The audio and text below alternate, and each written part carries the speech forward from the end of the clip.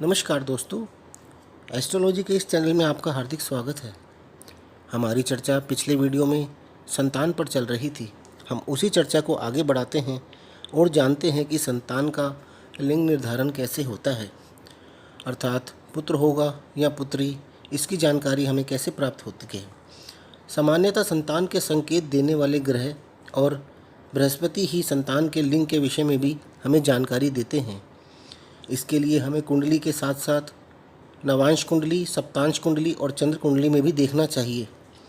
इसमें बीज व छेद स्फुट की भी जानकारी लेनी चाहिए।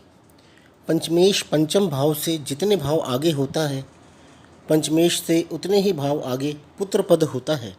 इसके अलावा सूर्य, मंगल एवं बृहस्पति पुरुष ग्रह होते हैं।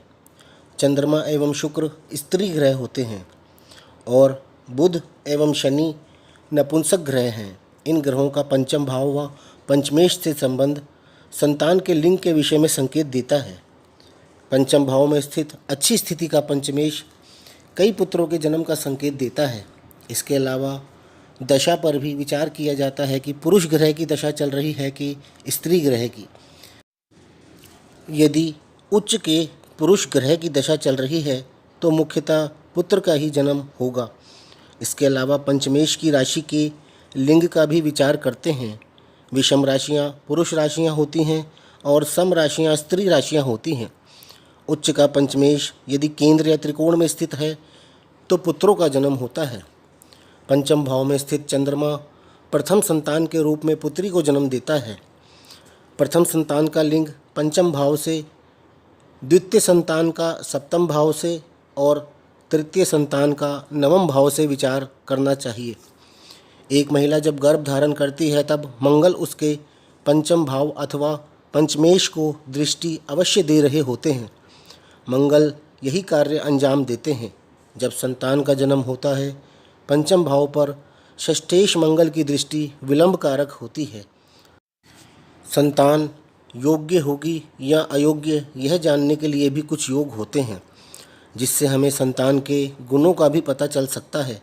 यह जानने के लिए कुंडली के पंचम भाव, पंचमेश, बृहस्पति व सूर्य की स्थिति का भी अवलोकन करना चाहिए। इन सब की शुभ स्थिति संतान के योग्य होने की ओर संकेत करती है और अशुभ स्थिति संतान के अयोग्य होने का संकेत देती है। जैसे कि बृहस्पति पंचमेश हो और सूर्य अच्छी स्थिति में हो तो संतान योग्य होती है। पंचमेश यदि बली हो और केंद्र या त्रिकोण में स्थित हो तो यह संतान के योग्य होने का संकेत देता है। ऐसी संतान से जातक को बहुत खुशियां प्राप्त होती हैं।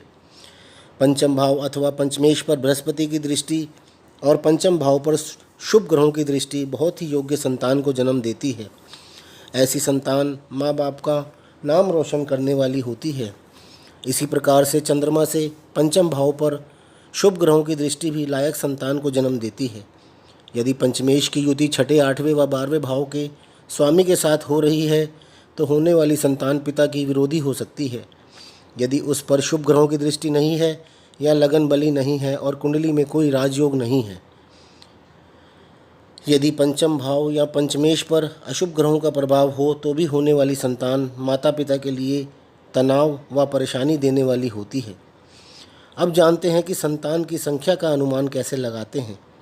आज के समय में ज़्यादातर होने वाले माता पिता 2 से अधिक संतान नहीं चाहते, इसलिए संतान का अनुमान लगाना सही नहीं है। ग्रंथों में इसके कुछ नियम दिए गए हैं जो इस प्रकार से हैं। बृहस्पति के अष्टक वर्ग में बृहस्पति से पंचम भाव के शुभ बिंदुओं की संख्या से संतान की संख्या को जाना जा सकता है। पंचमेश के नवांश की संख्या से भी जाना जा सकता है। इसके अलावा नक्षत्रों पर आधारित गणना से भी जाना जा सकता है। नेक्स्ट वीडियो में हम संतानहीनता के बारे में बात करेंगे और जानेंगे कि संतान ना होने के क्या क्या कारण होते हैं या संतान का होकर मर जाने का क्या कारण होता है। आपको यदि ये वीडियो पसंद आए तो इसे लाइक करें और नए दर्शक हमारे इस चैनल को सब्सक्राइब भी कर सकते हैं। धन्यवाद।